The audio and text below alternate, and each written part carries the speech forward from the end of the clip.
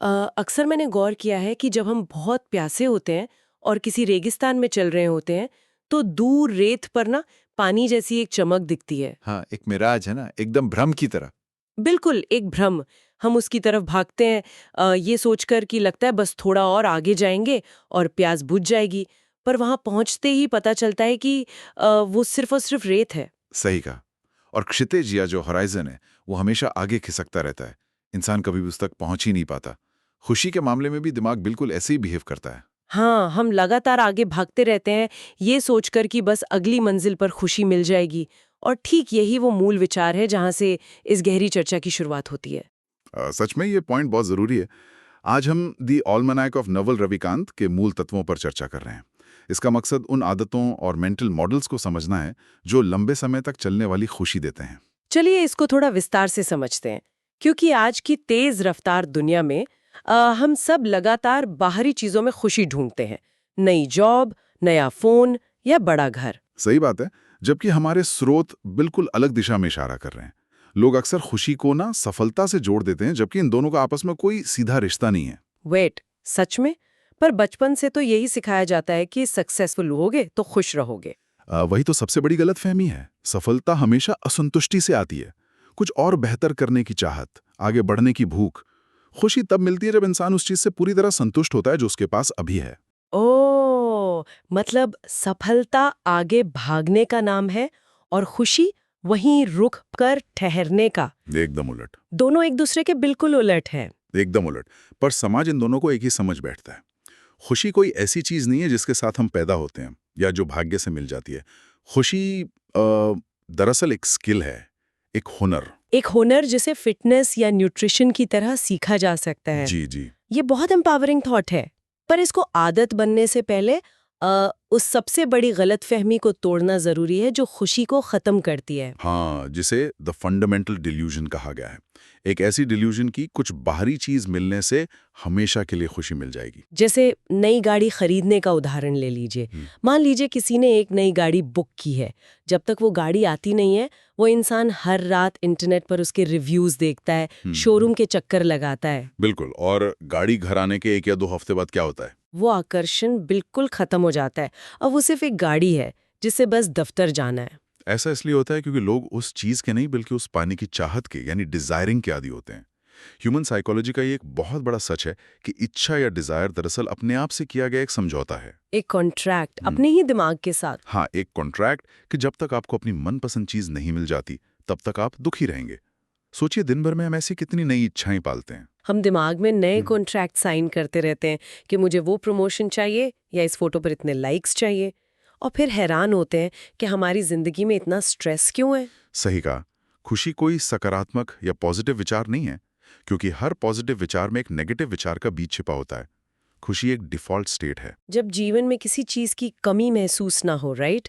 ये बिल्कुल एक स्मार्टफोन की तरह है जिसमें बैकग्राउंड में 20-25 ऐप्स चल रही हैं।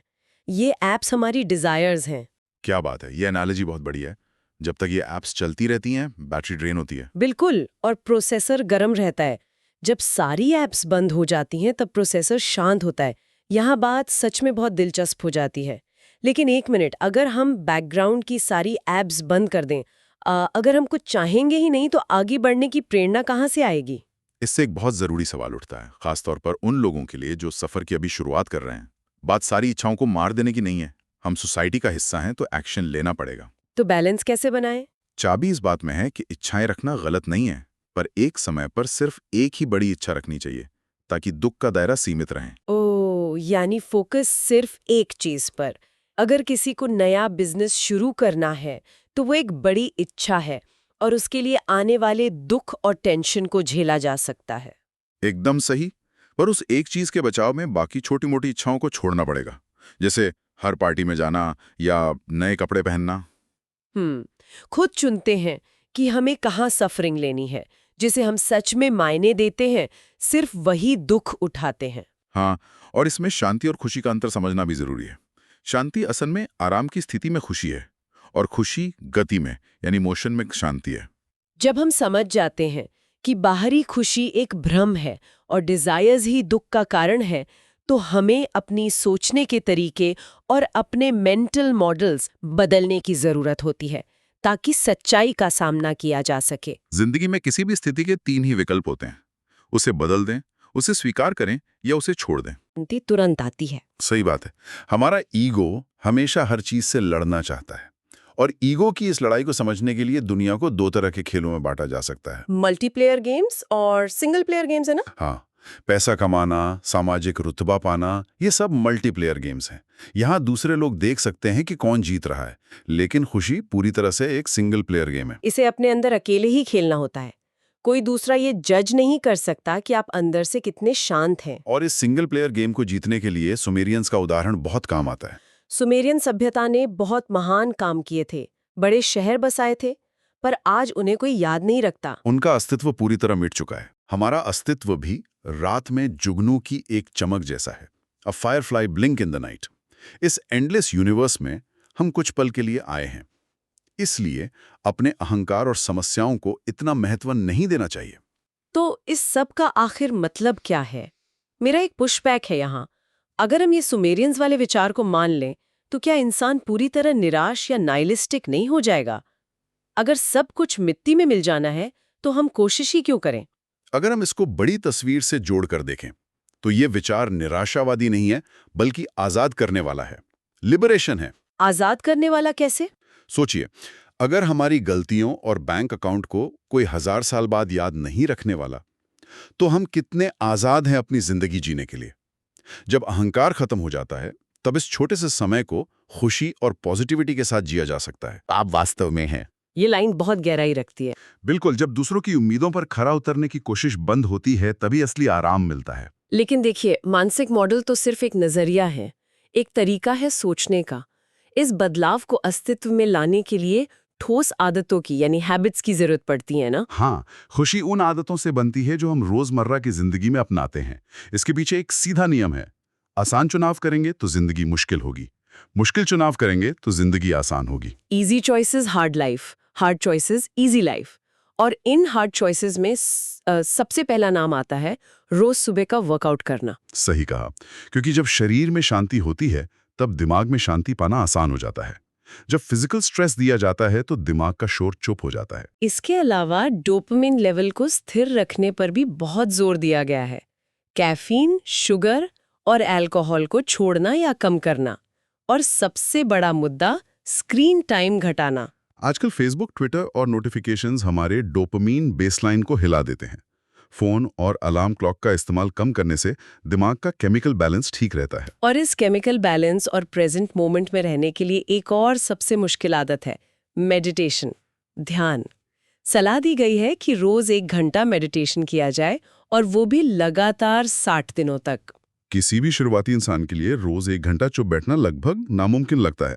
ऐसा इसलिए क्योंकि हमारे अंदर एक मंकी माइंड होता है, जो एक चिंता से दूसरी चिंता पर छलांग लगाता रहता है। हाँ, शुरुआती दिनों में ये शोर बहुत ज्यादा होता है, पर 60 दिनों के बाद ना लोग उस मंकी माइंड की आवाजों को एज अ थर्ड पर्सन पहचानने लगते हैं और उनसे आजाद हो जाते हैं। एकदम सही। इन फिजिकल आदतों के अलावा एक बहुत ही रोचक साइकोलॉजिकल ट्रिक भी है। अपने दोस्तों को बताना कि मैं एक खुशमिजाज इंसान हूँ। ओ, कंसिस्टेंसी बायस।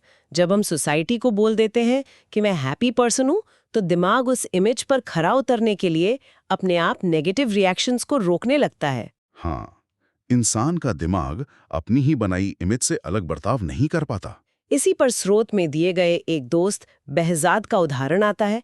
वो ना हर बात पर क्यों पूछने की जगह वाह बोलते हैं। बिल्कुल, वाह बोलना, छोटी छोटी चीजों में आभार या ग्रैटिट्यूड देखना, जैसे इंडोर बैठना या कपड़े पहनना। हाँ, पर यहाँ एक सवाल आता है कि इतनी सारी आदतें हैं, वर्कआउट, शांत बैठना, शुगर छोड़ना, ग्रैटिट्यूड रखना, एक शुरुआती इंसान बिना ओवरवेल्म्ड हुए इन सबको आखिर कैसे अपना सकता है? यहाँ जो सबसे रोचक बात है वो ये है कि दिमाग के मामले में प्लेसिबो इफेक्ट 100% काम करता है। प्लेसिबो इफेक्ट यानी सिर्फ विश्वास करने से फायदा हो जाता है? हाँ, अगर आप ठान लें और विश्वास करें कि ये आदत आपको खुश करेगी, तो वो सच में काम करेगी। इसलिए एक बार में सिर्फ एक ही आदत को बदलने पर ध्यान देना चाहिए। समझ गई। जब उस एक मुश्किल चुनाव से जिंदगी आसान लगने लगेगी तो बाकी आदतें अपने आप सेट हो जाएंगी। तो अगर इस पूरी चर्चा को समेटा जाए तो एक सीधा सा फॉर्मूला निकलता है, खुशी बराबर सेहत प्लस दौलत प्लस अच्छे रिश्ते। Happiness equals health plus wealth plus good relationships. पर इन सब की बुनियाद सिर्फ एक है, मानसिक शांति। बिना मानसिक शांति के कुछ नहीं टिकता। खुशी कोई ऐसी मंजिल नहीं है जहां पहुंचना है, बल्कि एक चुनाव है, एक चॉइस है जो हर रोज हर पल करना पड़ता है। इस गहरी चर्चा का मुख्य उद्देश्य ही लोगों को उस रैट रेस से बाहर निकालने का रास्ता दिखाना है। बिल्कुल, जहां लोग बिना सोचे समझे बाहरी दुनिया की उम्मीदों पर खरा उतरने में अपनी पूरी जिंदगी और ऊर्जा लगा देते हैं और अपने मेंटल पीस को दांव पे लगा देते हैं। तो इस चर्चा को अंत करते हुए मैं एक आखिरी और थोड़ा प्रोवोकेव करने वाला विचार छोड़ना चाहती हूँ। आज की आधुनिक दुनिया उन एल्गोरिदम्स पर चल रही है जिनका काम ही हमारे अंदर गुस्सा, डर और नई चीजों की इच्छा पैदा करना है। न्यूज़ और सोशल मीडिया इसका सबसे बड़ा उदाहरण है। हाँ, सब कुछ हमें असंतुष्ट करने के लिए डिजाइन किया गया है। तो ऐसे माहौल में अपनी खुशी को अपनी मर्जी से चुनना, क्या ये सिर्फ एक आदत है या इस दुनिया और इन एल्गोरिदम्स के खिलाफ सबसे बड़ा विद्रोह है? The ultimate act of rebellion. सच में the ultimate act of rebellion. भागना बंद करना और अभी इसी पल में अंदर से खुश होना ही सबसे बड़ा विद्रोह है।